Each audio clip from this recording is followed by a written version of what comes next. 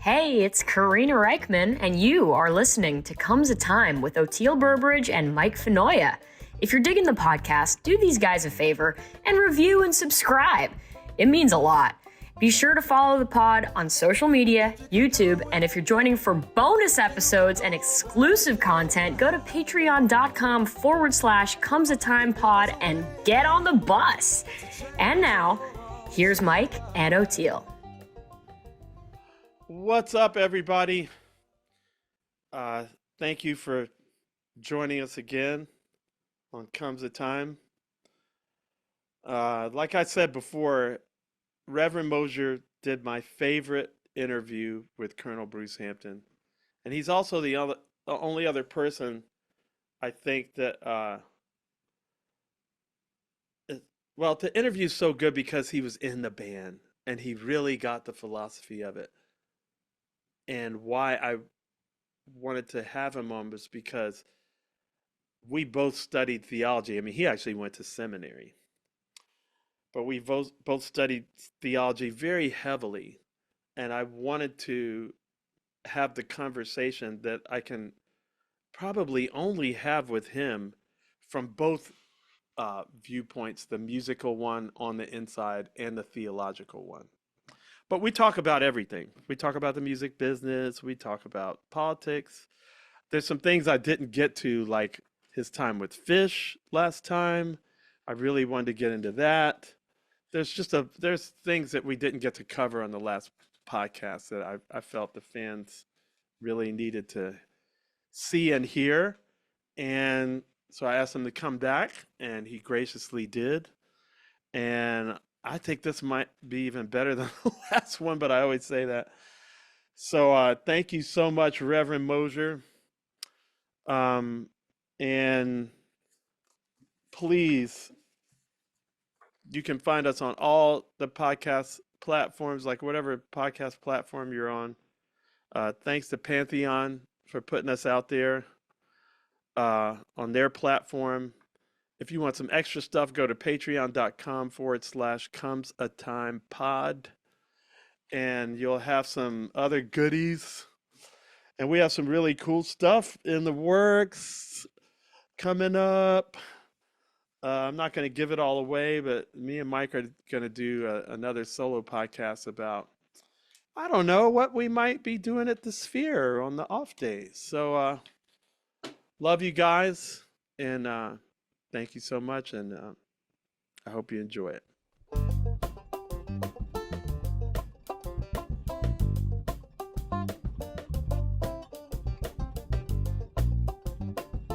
Remember Billy Crystal and what was that movie where they all go out to the ranch? They've lost their sense of purpose. You know what I'm talking about? I can't think of the name of it. God damn it. It's going to come to me. No. No, and it's like, it's all these guys, you know, they come from the city, and they're all having a midlife crisis. What, you know, and then remember Curly, Jack Palance? Yeah. Curly's a salty old Man. rancher, and they ask him, what's your secret, man? You know, like, why are you so just like, you can't be moved? And he goes, one thing. And they're like, all right. He goes, you got to figure out what your one thing is. Yeah. And when you have kids, that's when, as soon as Nigel's head popped out, I went, all my priorities went, and I was like, oh. Yeah. And software that you didn't know was on your drop down menu shows up and it says click here for more. You're like, where did this come from? Click, and then you have these abilities you did not think you had. And even more for I saw it, I couldn't see it for myself. Right. I experienced, I was like, whoa, what just happened? But with Jess, I saw all the powers immediately. Like, you know, you're married to this person and then they become a mother, and it's like they go into the phone booth and they come out with a kid. It's a switch that's flipped. It's unreal. And I was like, I've known this woman a long time. Like, who is this? Like, not realizing it did the same thing to me, but mine was more like curly. I was like, oh, I know my one thing. And then Billy Crystal goes, oh, I know it's not my job. It's not my identity. That's what I want to talk a lot about today. Our identity. Because it's all fake, man. I know. That's what Bruce crushed. That's the first thing he crushed it. He just took it and he said, O'Teal, you are so much more than you think you are. I would even go infinitely more. But you think you're this in this box, and you got to destroy that. And I was like, well, I don't know how. And he said, well, I do.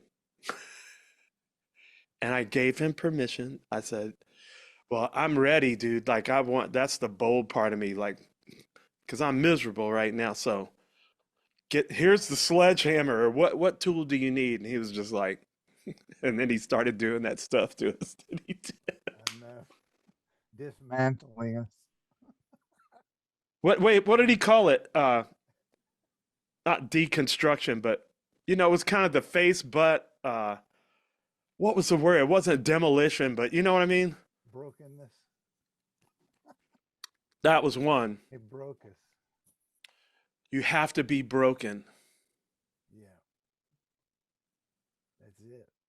See, here we go, because I'm just going to call this is the theology from our point of view. Right. I'm not going to put that on Bruce. Right. But it's just to say this is like this, because you and I both studied theology so much. Right. And the beautiful part is you go, oh, this is like this, and that's like that, and then you connect the dots, and now you can see not with your eyes. He had it all. The framework was there. He just hung things on it that we had never heard before. Yeah, like Platorum and Bratoganib and Right. Zambi. And thread of vomit. But through music, it's weird. He used music as the testing ground. That's where you really went out, and It's a when laboratory. you got on a stage, everything about you was tested. Not just your talent as a musician, but who you are as a person was tested. Your intent.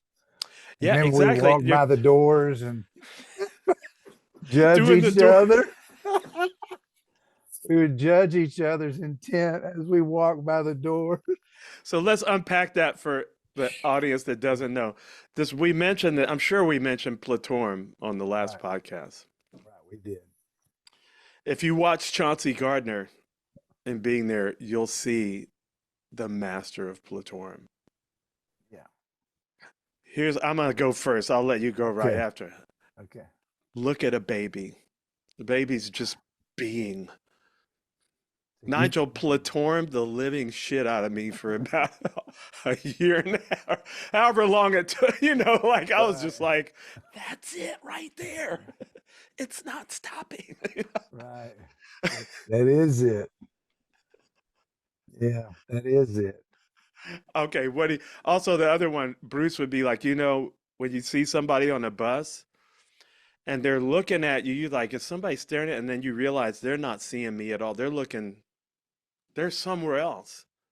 Their eyes are open. It's like we all do it. It's like the brain's craving us doing it. And so if there comes a time when we're just sitting around, we'll go. I can't do it anymore. You can still do it. And you'll be like, is that guy stoned? No, his screensaver came on. And that and old men and babies, right? We need to do that.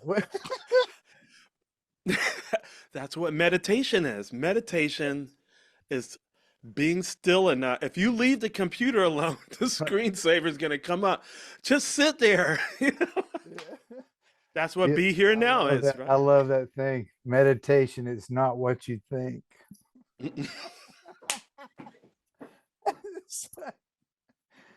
I love it. Oh.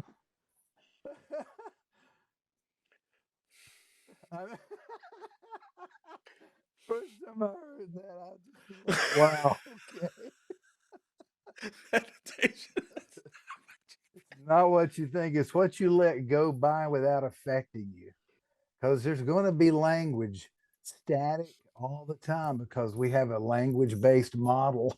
Now we've made it really big with AI, but our language based model is always going to have static, and that static is language.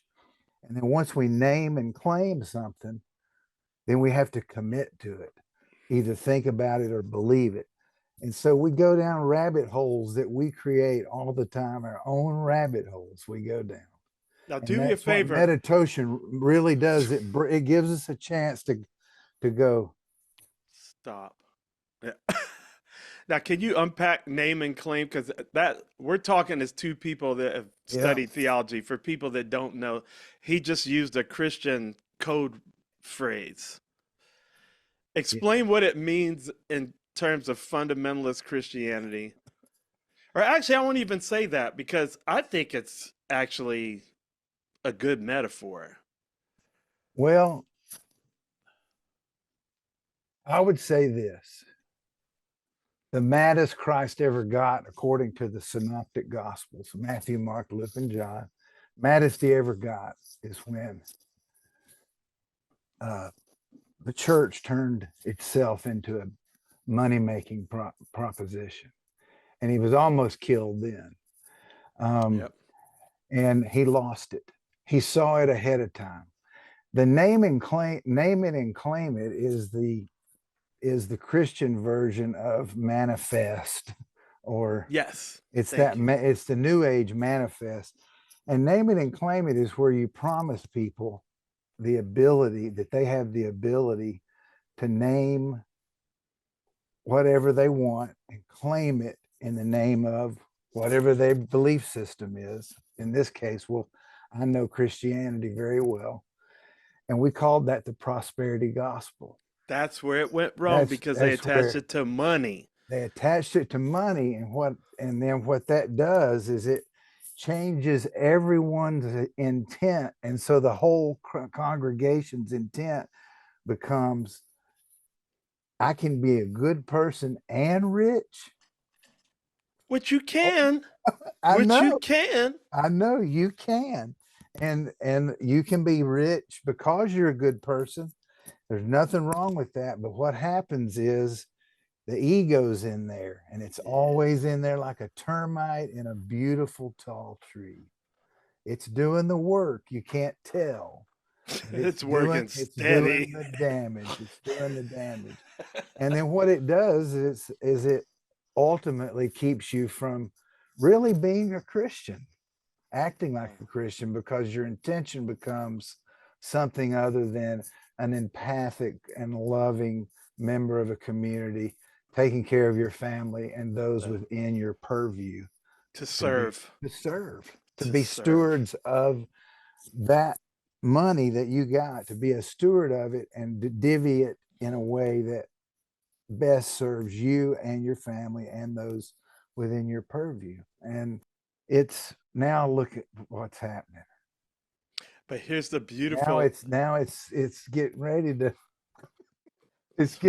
be implode. It's without even saying the words, I don't want to diminish the beauty of our conversation by even saying anything about the obvious right now. Everybody already knows. Yeah. But what has happened is that moral majority I saw form years ago. Now tell them you were actually there. I was there. You were there. I was there at one of the first meetings and Jerry Falwell brought out the blue notebooks, and Ronald Reagan had just been in office for about a year and a half, 2 years. And they were discussing this new group. I was only 23 at the time, so I didn't really understand all of it. My job was to make cheese toast and give them, refreshments, because I knew the pastor whose house that they were at. At that time, though, that was the first time I ever thought, this is really strange. I have no idea what they're talking about. And basically, it was them wanting to legislate morality, which is the definition of a theocracy. Absolutely. And now we're seeing it, come more full circle into fruition. Well, it's not love, and so it can't last. It's not.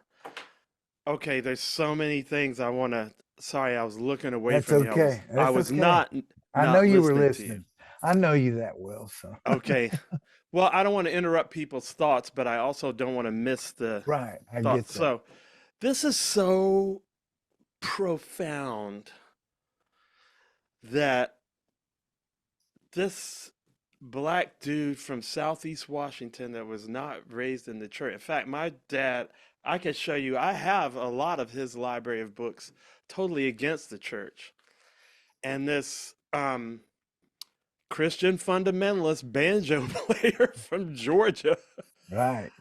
joined this guy and were able to dump both things, right? I had to learn because really in the metaphor, Right. which I'm good with it because I see it as a metaphor. What does Satan really want you to do? He wants you to dump the story. What I My dad was fighting against the catechism, I see. the interpretation that was shoved down his throat, up his butt, up his nose, in his ear holes, around his neck, or else you're gonna burn, right? Right. And so he dumped the whole thing instead of just dumping the hierarchy of it, right? Right.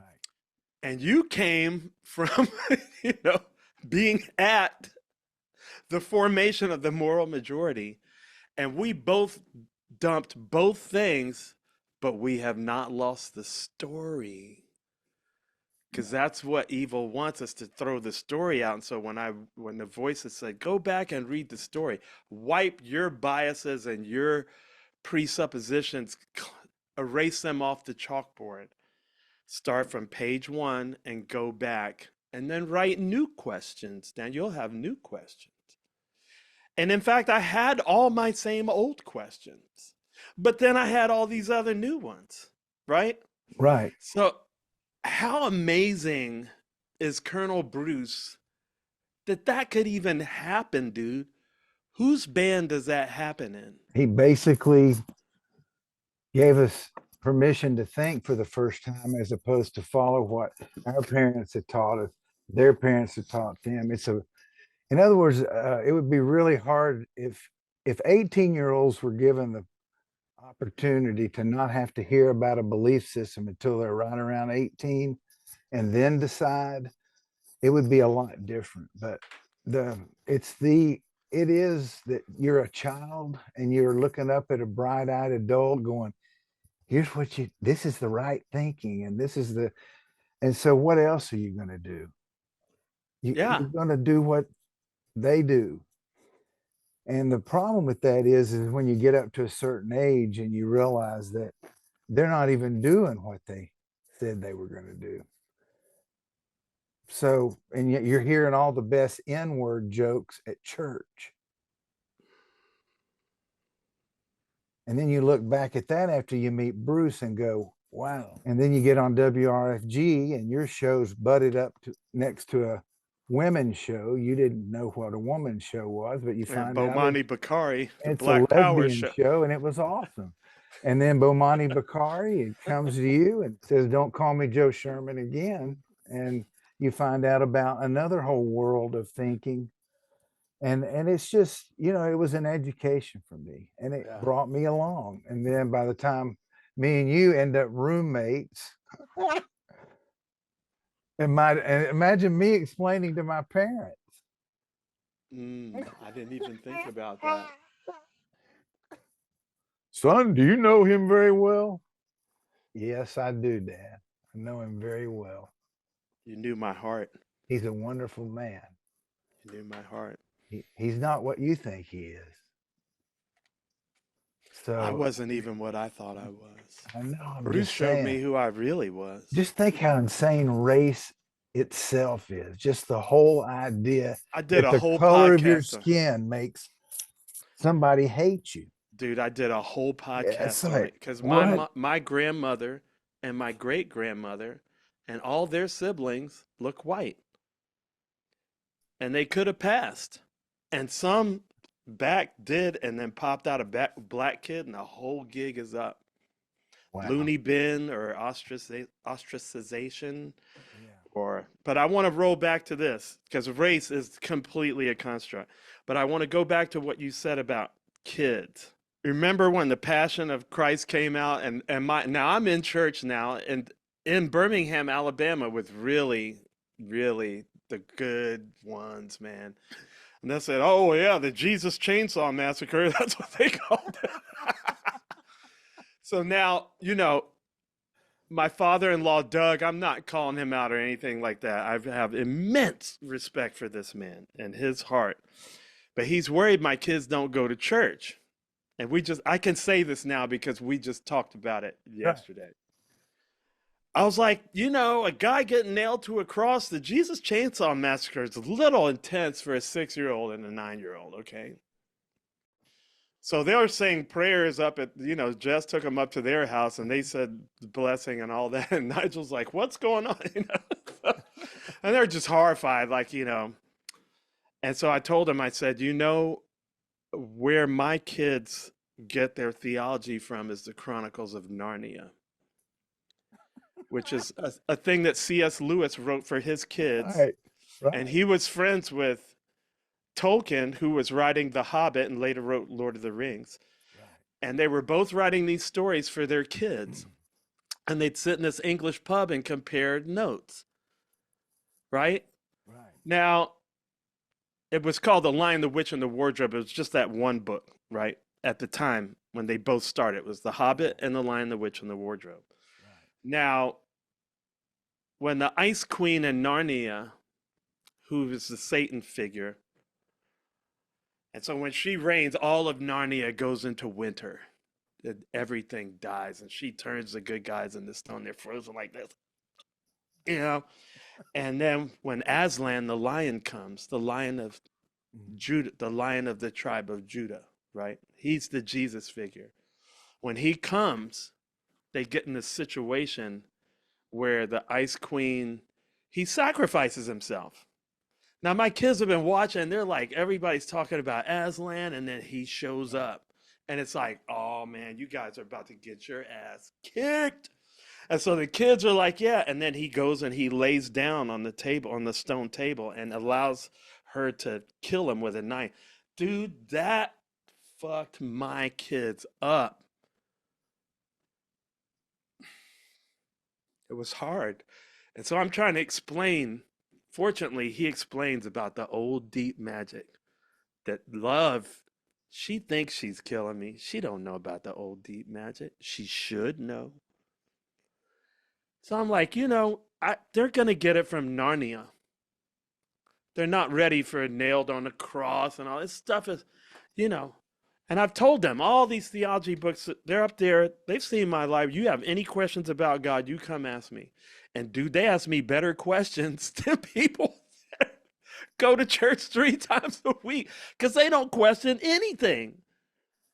Yeah. It's like that saying, it's better to have a question that can't be answered than an answer that can't be questioned. So all this is to That unpack is that what right you said. There's another whole podcast of It's this one. Yeah, Because I'm you saying can't when you question. said you need to let them get to 18 or 16. Can they get to 15? Yeah. I got to deal with this stuff. That's too much, too soon. For me and my kids, So my father-in-law is incredibly relieved and happy that they're good because what Christian doesn't love C.S. Lewis? Right. Right. Well, I wrote a song just to purge myself of those childhood thoughts. And it basically is, there's a little boy sitting in Sunday school, eating on a cracker and learning the rules. He listens to his teacher in her high heel shoes. She's telling stories about the man in the sky. First, they tied a baby lamb to a pile of wood. I guess he didn't do all the things it should. So they slit its throat, and he caught on fire, and they fed him to the man in the sky. There was a picture of Jesus where he smiled at me, but then they killed him like the lamb and hung him to the tree. But he rolled away the stone and escaped the fire of the man in the chair in the sky. Man in the chair in the sky. Just do what he says and don't ask why. If you're a bad little boy, you'll catch on fire. Man in the chair in the sky. There's a couple more verses, but when you're a little kid, Yeah, man. and they're putting it on flannel graph, and there's a little lamb with blood coming out and the little sticks, and he's laying on them. Well, I'm not saying this in an irreverent way, but it is the biggest assumption that parents ever make when they take on a child. That's what Eric Hoffer says about a true believer. Most true believers really think that they're doing good as Yeah. they're doing ultimate evil.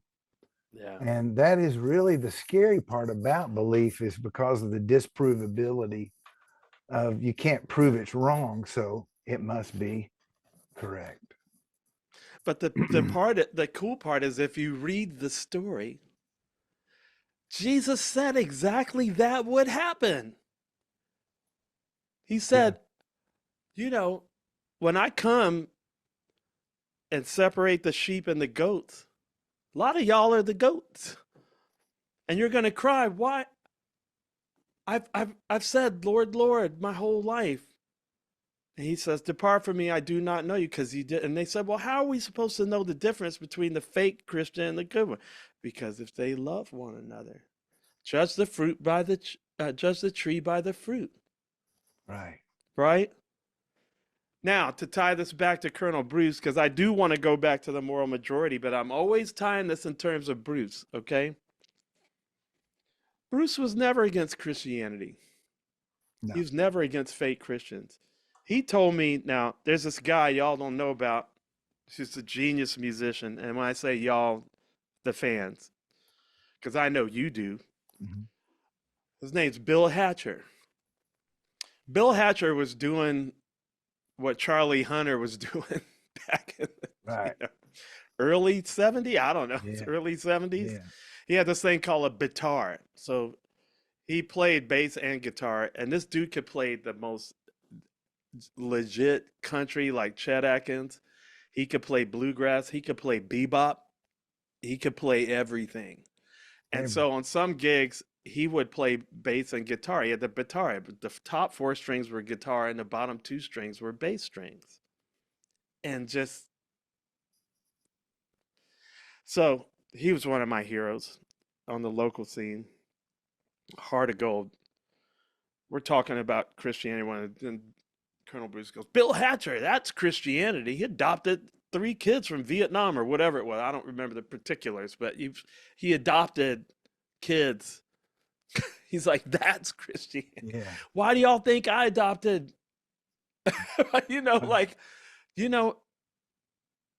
So Bruce had nothing against Christianity. He had a problem with hypocritical, just as Jesus did, right? So let me cycle back, because I just want to drop this nugget before we go on, because I want to talk about fish. I want to talk about, we talked about Sunrod, WRFG, Bomani. Ronald Reagan was at that meeting. Do people remember? All of you should do some homework and go watch this documentary called The Boogeyman, which is about Lee Atwater. Southern strategy. Southern strategy. It helps everything make sense. Now, if you go back and you look where Ronald, and basically, how do I do it in a nutshell? Lee Atwater realized there was this whole Southern block of people that if we got their votes, we could tip the scales, because, it's always like it's always close. They were Dixiecrats. Originally, they were the Democrats, folks. Yeah, The heels turn babyface, and the baby faces turn heel. That's why Bruce was so into wrestling. He said all of it's wrestling, right? right. So he said, we got to appeal to these people, and we're going to go it. We're going to do it through the church, and we're going to get them to vote, and we're going to win. And his first test case, remember who mentored him? Who was Strom Thurmond. Oh, yeah. Yeah. And then he was first with Nixon. But he's got his first shot with Ronald Strom Reagan, Thurmond. who did have an illegitimate black child. They would always use that against She was so like nice. Dukakis or something, and say When he died, she came out. She was a school teacher. Oh my God, just wept. She was so sweet on TV after he died. Well, I didn't want to do anything, you know.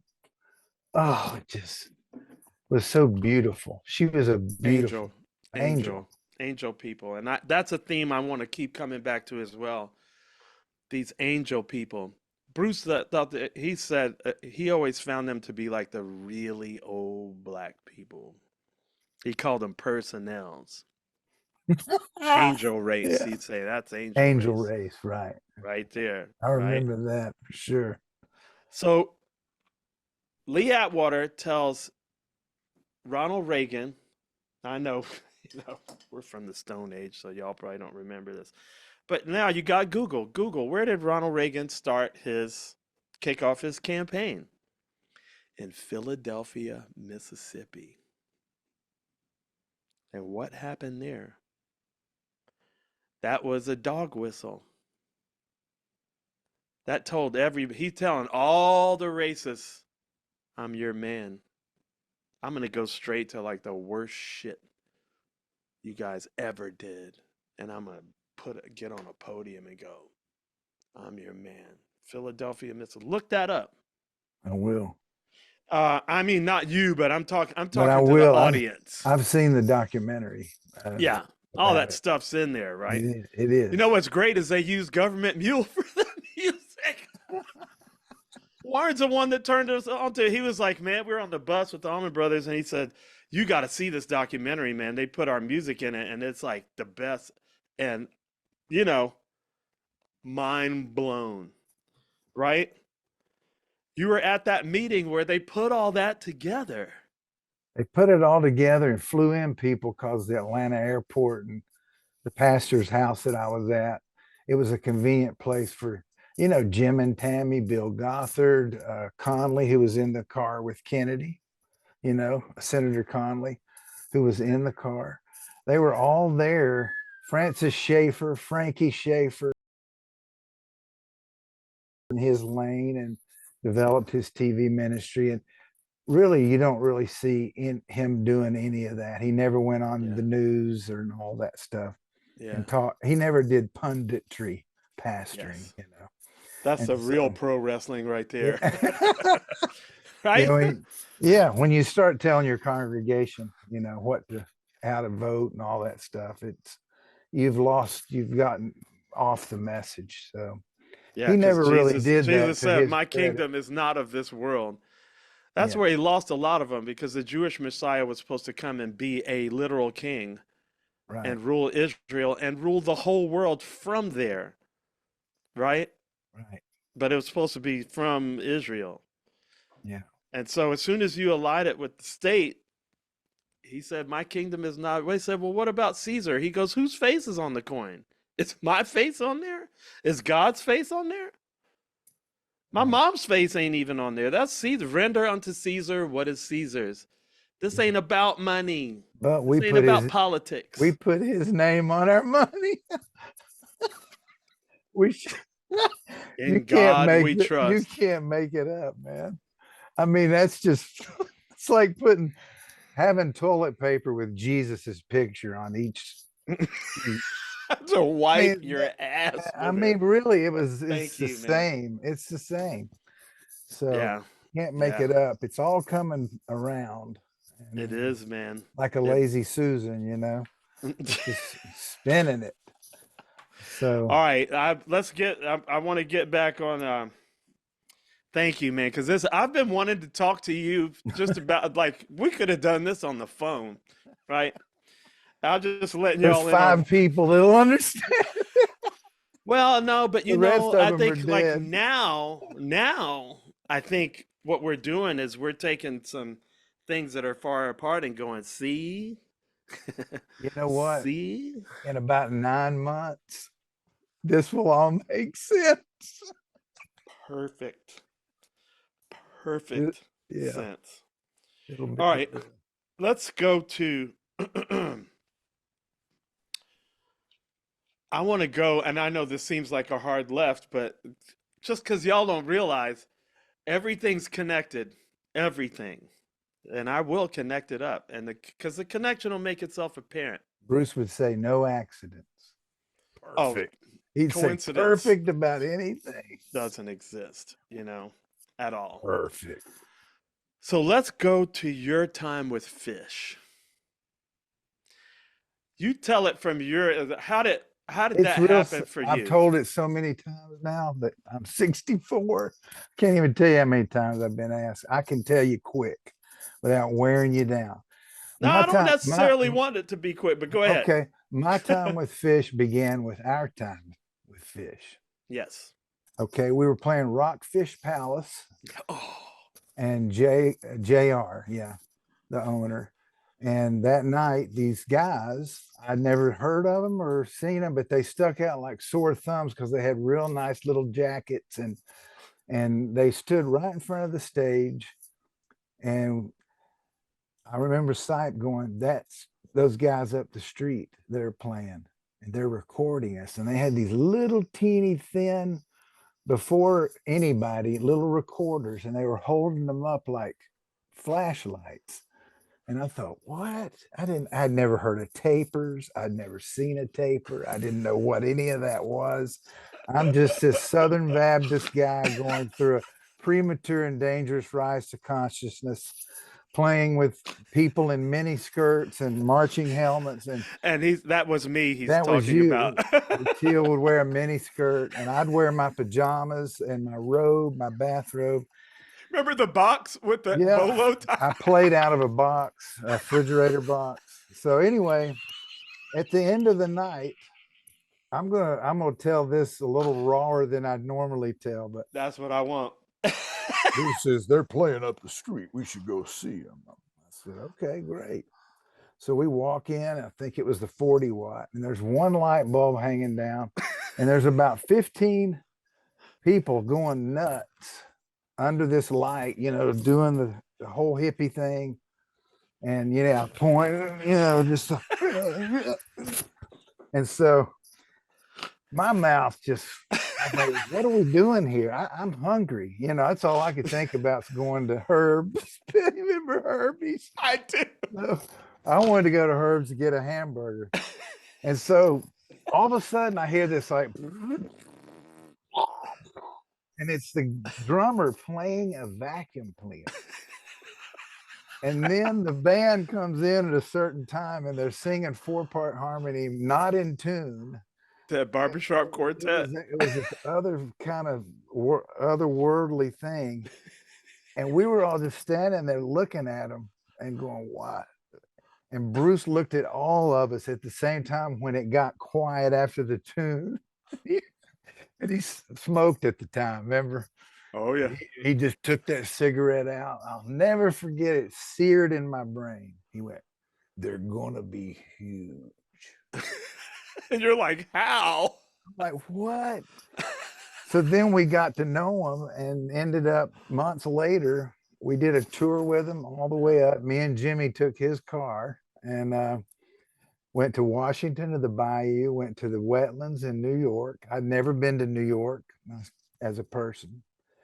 And we played a couple other places, and we slept on hippie floors with dogs. And, it was just, it was the formative years. I mean, they were jumping up and down that they had, well, I think it was 400 people at the wetlands. They were just hugging each other going, this is awesome.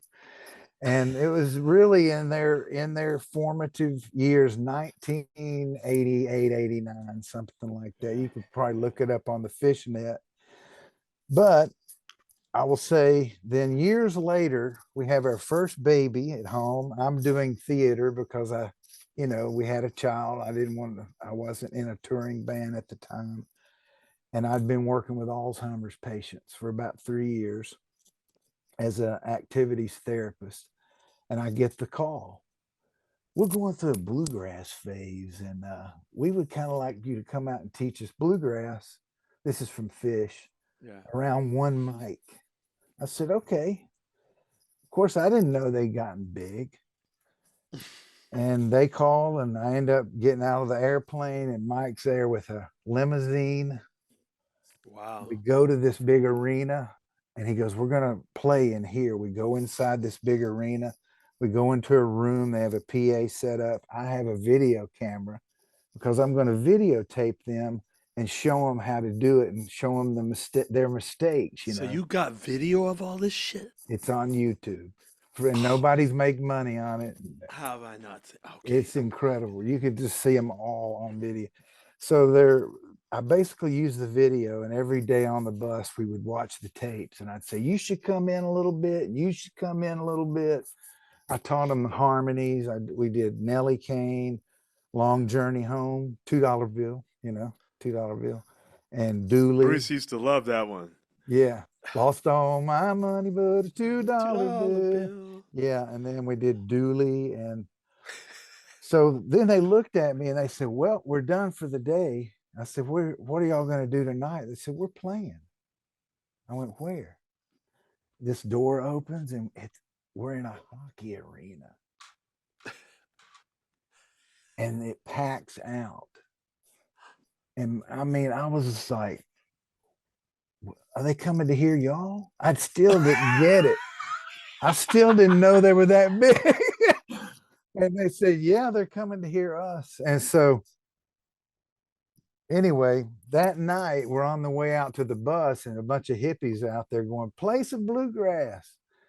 And I told them, let's break them out. And you can even hear that jam session, just where we're playing right in front of the bus on acoustic instruments.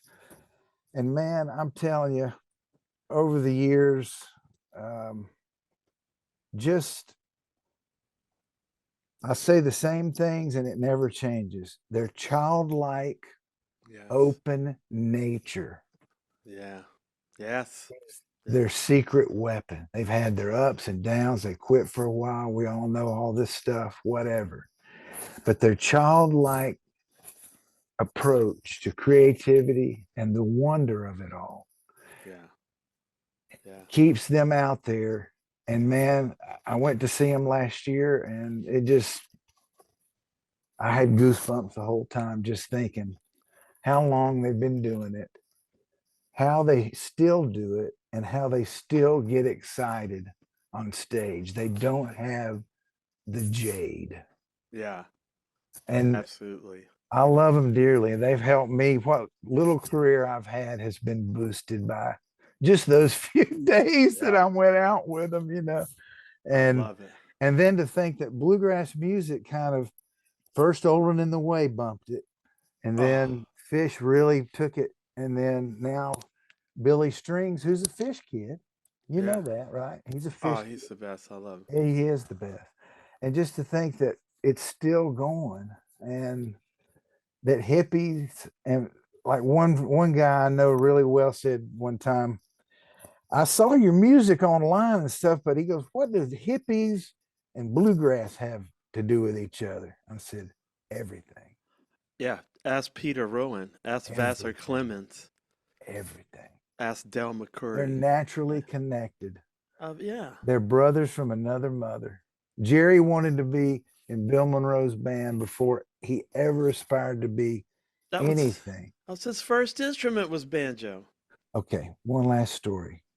When we played with Vassar a few shows, he said, well, first time I went to the Olin in the Way rehearsal, they put me in the back of a car, and I was sitting back in there, and I was looking out the window, And this billboard goes by, and I said, Jerry, that guy up there looks a lot like you.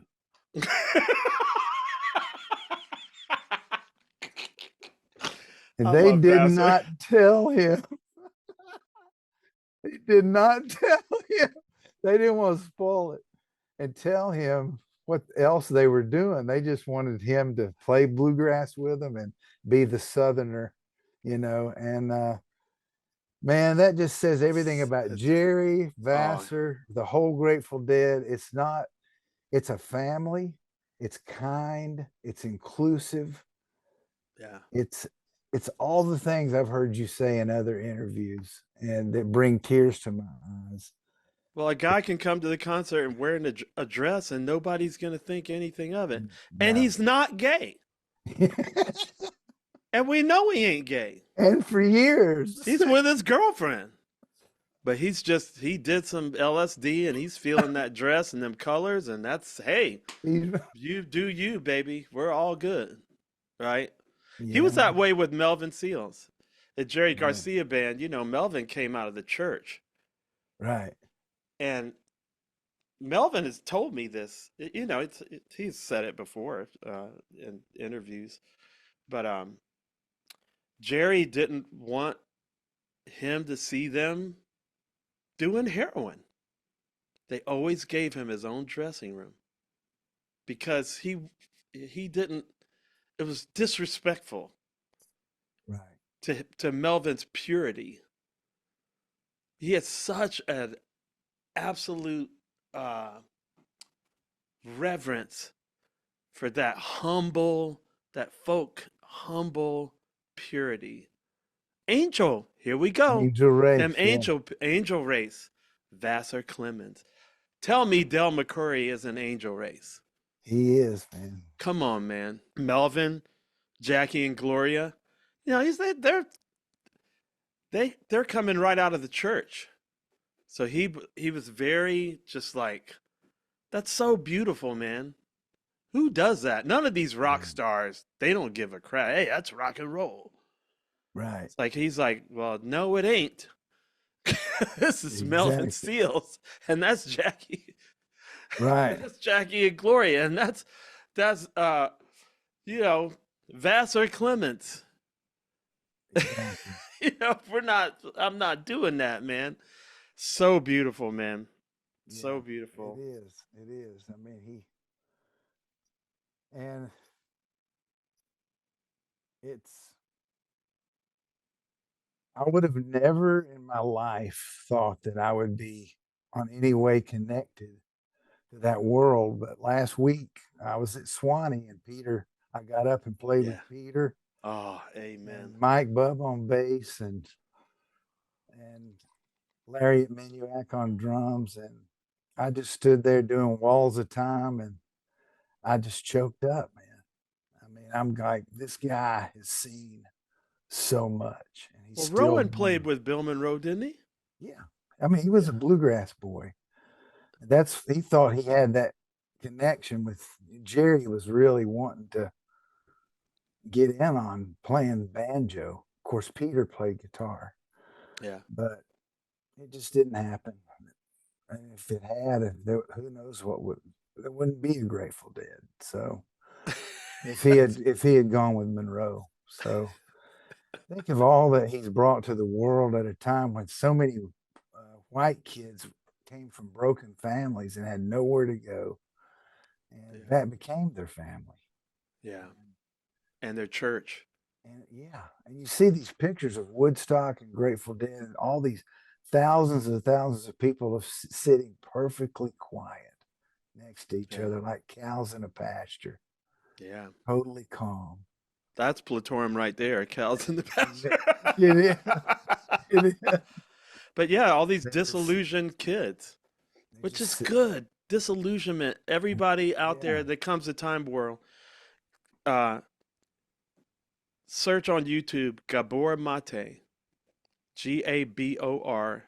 Oh, I Last love name him. is Mate, I listened. Mate, and I the word listened to him. disillusionment. Gabor Yeah, Mate, disillusionment.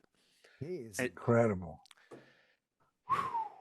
Man, his whole take on what's going on with Israel I know. Palestine right now, Yeah. just sublime. So, but we'll let that y'all just go do that. Go on Um, now. go on now. Go on now. Get you some go mate.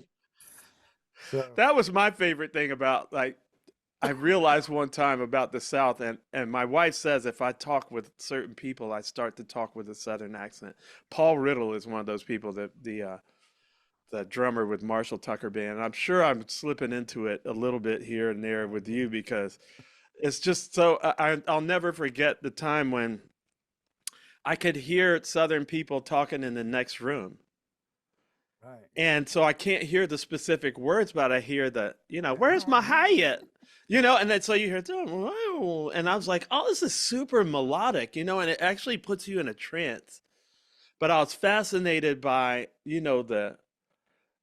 the one syllable words that would become two, like hat would be Hyatt, you know, Right. and or did you eat yet would be one word, Jeet yet, G yet. Jeet yet, like G yet. that all, and then the phrases, he's got one foot on a banana peel, and one foot in the grave, and the other on a banana peel. Greg Allman hit me with that one, not in that accent, but it's I know where he got it. Right. I love that shit, and they never run out. Right. You'll always hear another. If you live in the South for 200 years, you'll hear another one you hadn't heard before. Right. I Hey, love it. tell me you've told the story about the security guards outside the Fox. I don't remember that one. You do it. Dickie goes to the security guard. He goes, "Look, y'all know there's this guy comes every year, and he just tries to get in. And he's a black guy that plays bass. And we don't have a black bass player, right, fellers?" And they all, "Yeah." So you walk up with your credentials and everything. Dickie said, "Whatever you do, don't let him in. He'll try." So you walked up with your credentials, and I wasn't there, but I heard that you were just, "No, I really am the bass player." Oh man, I got a good one for you on that tip. Quick Allman Brothers story. So my first year of the Allman Brothers, you get the laminate. Like when you're a Oh dear. musician and Right. you get on a $1 million tour bus, you have arrived. Right. And when you get the laminate that gets you everywhere into Right. Lakewood Amphitheater or Great Woods, now I'm going back, they've changed all the names of these things. But that laminate, you're proud of that man. That laminate could be like it get me into the White House, right? Right. Right. Actually, it did. Yeah. um, and so I'm always wearing it, and then Kirk West goes, you're not really like they know who you are. They have pictures of all you. They're supposed to know who you. I'm like, dude, I don't care. Like I'm wearing my laminate. Now also, although JMO was the first guy in the band technically that Dwayne brought in, Right. since then, since 1969, there were no, well, that's not true because Lamar came in after. But at the time the Allman Brothers was on the front line, Right. Dickie, Greg, Warren, and Alan Woody. So my sister was like, "Are you sure these guys aren't racist? Because they look like bikers from Daytona Beach, like Right. just like which they were, or Yeah. Greg was, right?" So I'm like, "Yeah, I don't look the bill, like I don't fit the bill. I'm just gonna keep the laminate." Well, one day we were playing 2 days in a row, and I went in early because we never did sound check, and I got bored at the hotel all day, so I would go down and hang out with the crew early in the day. Right. And I forgot my laminate the second day.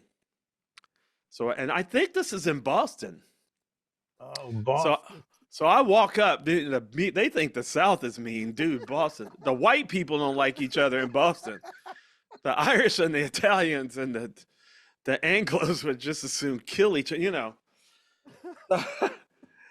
So I walk up and I was like, "Well, hey, Kirk said, really, it's kind of cringe to wear your laminate all the time. So I walk up and I go to the back gate. They drop me off, the cab leaves. I'm just there. No Uber back then. And no Uber, No no. nothing. Yeah, I can't just like get on a cell phone because I didn't have a cell phone. There weren't cell phones. No. Not that I hadn't got one yet, And so the guy is there, and he won't let me in. Now he's seen the Allman Brothers. They've been playing there since '89. Or what, they might have taken a couple of years to work their way up to it, but it wasn't their Right. first time through grape. So he's seen Alan Woody, Warren Haynes, Greg Dickey, cowboy hats, tattoos, long hair, look like bikers that are racist from Daytona Beach. And he's like, "Get the fuck out. You ain't in the Allman Brothers band." And I was like, I told Kirk I needed my laminate all the time, man. So I just go, "Well, you saw the cab leave. I have my bass, right? I have a gig bag, and I have nowhere else to go. Like, I'm here, and I'm fine to wait, because eventually what's going to happen is it's going to be time to hit the stage. And when I'm not there, you're going to hear it on your walkie-talkie that we cannot play a show because we don't know where Oteil is. And they won't know where I'm at because I'm stuck outside here with you not believing me." So I just sat down like on a curb or something. I don't even know what I did because I didn't have a cell phone. Normally you just like get on your cell phone. So finally, he's just like, "Whatever, you could sit there and rot." So I'm like, "Hey, I know they're going to be here in a little bit, so I can wait." And I see him walk over and he does this number, where he turns his head to the side and some guy says, "Of course, my name's Oteil Burbridge." Like he's gonna believe that shit. Some, oh what, oh something, O'Neill. Finally, they go, "Hey man, that is the bass player," and he lets me. So I literally had it happen to me, man. I was just laughing. I wore that laminate forever after that, dude. Yeah. Golly, what a crazy. That's the music business, man. What is worse than the music business? Is there anything worse? I don't know. Because politics is politics. Like if you screw politics up, well, it's politics. But when you screw music up, like that's if there is an actual sin, that's one of the big ones, don't you think? Yeah, Like, it is. It's I think it's got a lot to do with capitalism. well, I'll say The vampire idea, capitalism. yeah, vampire capitalism, just the whole idea of that we have to monetize everything because you can't take it with you. Everything you own is either going to have to be auctioned off or put in the ground or given away. Or, Mhm. I mean, we pretend like these things are going with us. They're not. No, I think it is going by the wayside. It's revealed, it's played itself out. The hardest part for me, and I don't want to piss anybody off saying this, but I think music and drugs have been connected for a long time. And I think people who have a tendency to want to escape can do that. But also, the music business isn't very community and family friendly. If you're really, it's the touring and all that. Some guy takes over your life and just sits there and punches a bunch of dates, and then all of a sudden you're catapulted across concrete to places that you didn't have a hand in. It's really hard on the mind, hard on the body, hard on the soul. You got to keep going. And then if you go too high, you end up being relegated to doing your first material for the rest of your life. And that's really Yeah. hard because Oh, it artists are is. supposed to write new material. And it's just the culture wants us to hear your Your greatest 1985 hits. tune, Yeah. and that's really an odd thing. We were watching Sun Ra at 5 in the morning last night. Me and my friend Brad Allen Miller. We do this, folks. Go on Night Music. Punch in Night Music. It's a show David For that Sanborn had. mic falling down. Sun Ra. And we're watching it together in two different houses. And I text him, look at those ears. Right. Look at Sun Ra's ears on Night Music. And then you tell me. Is that the one where the mic falls down off the piano? Well, we just watched this one because I wanted I him to. We didn't watch the second one, Face the Music. We watched. I wanted him to see the solo that John Gilmore did, where he'd never left pentatonic scale. Yeah. This guy played with everybody. Miles was trying to get him. Count Basie was trying to get him. Look up John Gilmore, Sun Ra saxophone on Wikipedia and look at the list of giants, gods, Mount Olympus that he played with, and he made no money for 50 years with Sun Ra. Because he said, man, I heard it. I used to play this number Saturn. I could read real good because I played clarinet in the Army. And we played Saturn every night, and I just didn't get it. And he goes, and then one night I heard it, and I thought, oh my God, this guy has meaner intervals than Monk or Mingus. Nobody has meaner intervals than Monk or Mingus.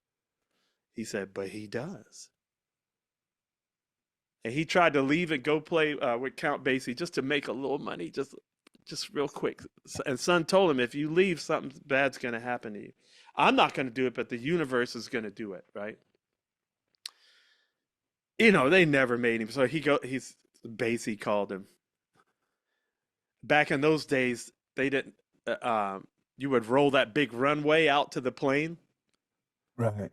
And you'd walk up. He said, son, I'm just going to do this European tour and I'll come right back. I'll be right back. And he's like, okay. But you know what I told you before? He goes up the runway, breaks his leg on the runway, can't go on the tour, comes back. He gets back from the hospital. Sun Ra goes, I told you. So after that, like Miles is trying to get him. Like, you know, he replaced Wayne Shorter in Art Blakey's band. I mean, go to Wikipedia and see I know. And they all were like, you know, he's the one that influenced Coltrane. Coltrane loved him. Right. He started going out and playing out before Coltrane did. That's where he got it from, man. That solo and Face the Music. Dude, that, and he Where doesn't you just it's just pentatonic. And I was like, you don't have to be flashy. When I saw that with Colonel, I was like, oh, you don't have to impress people with your intellect. No. You don't have to impress people with your chops. You need to affect people with your heart and your intention and turn that beam up that comes out of your heart up to 5 million megawatts, because that's what John Gilmore did in that solo. And it stops time, and he can play every complicated. He played with Sonny Stitt and Sonny Rollins, and I mean, just everybody, dude. Everybody. He could play all that shit. And he just goes, I'm going to hit you with some intention, and I'm not going to leave the pentatonic. And I was it changed that's when I realized I don't have to, I saw it, how to do it. And then it was over. Yeah. It was over. That, and when I heard John Lee Hooker and Howlin' Wolf, 300 Pounds of Heavenly Joy, Tail Dragger, do some homework, fans. Go listen to Tail Dragger and tell me how a human can do that. Because he's not human, he's angel race. Right. And you could do the same thing with Dr. Ralph Stanley. Right? Bela Fleck. I mean, these guys it's all about intention. Right. And so I'll stop preaching. Because you just asked me about politics. I like it.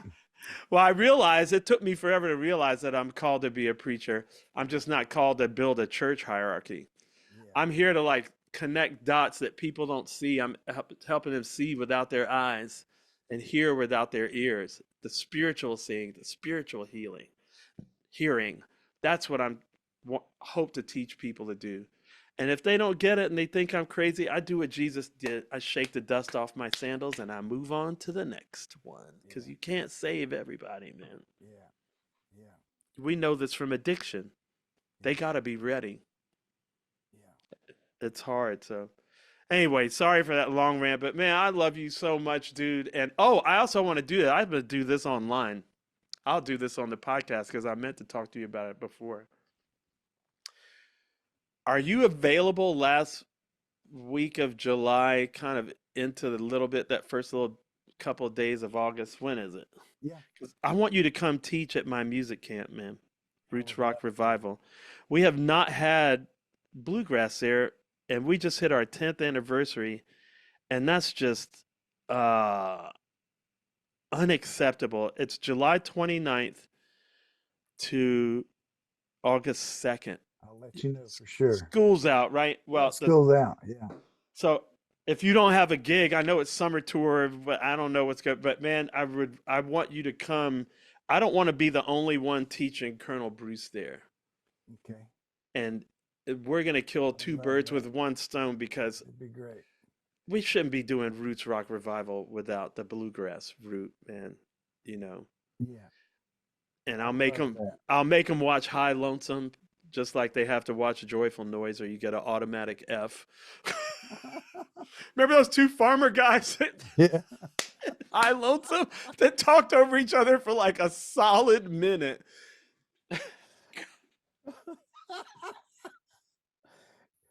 Man, that is that's gold. Who needs acid? Man, you do not need acid, folks. They you kept don't. that record button going. They did not dare stop that. Hell no. Hell no, man. Some of the best. You can get that on YouTube, right? Oh, the whole yeah, thing. yeah. High Lonesome. It's the story of how Bill Monroe created bluegrass. Yeah. And you taught me that, man. You taught me. It's about the people. You can't understand the music until you understand the people. Yeah. And if they can't hear your story, then what are you doing? Yeah. I hear your story. I hear yours. Mommy and Daddy, remember that one? Yeah. Dude. That was the beginning. Yeah, I was there for the beginning. I was there for your, what did he call it? The premature and dangerous rise to consciousness. The dangerous part. That's what I couldn't remember. Yeah. Because they all are dangerous. And I was going through Saturn, but you were only like 23, 24. I was 24. So, mine came in about. Yeah, I know. It came in about another 4, 5, 6 years. Yeah. Really hard right after I got the Allman Brothers gig, because I was 32. Bam! Bam! Woo! It was ugly. Question everything all at once. Yeah, man. Yeah. Better to have a question that can't be answered than an answer that can't be questioned. Yeah, that's profound. It's all about the questions. You don't need the answers. You need to know. You need the right questions. That's true. And you know what the ultimate question is? I realized it this morning. Does all this matter? And the question answers itself. You know? Animals don't, the ants don't ask, what does this mean? Does this matter? No, I think it short circuits everything when you can't get past that one. Maybe we'll finish it tomorrow. That's the answer. Okay, let's do it for him. In the year of OTAB, when Cray became Crobe, and factories manicured stale salt lugs, the utensil ocean prevailed. And then came the sixes, and the sensitive film realized cabbage. We love you guys. Thanks for listening. Thank you, Oteil.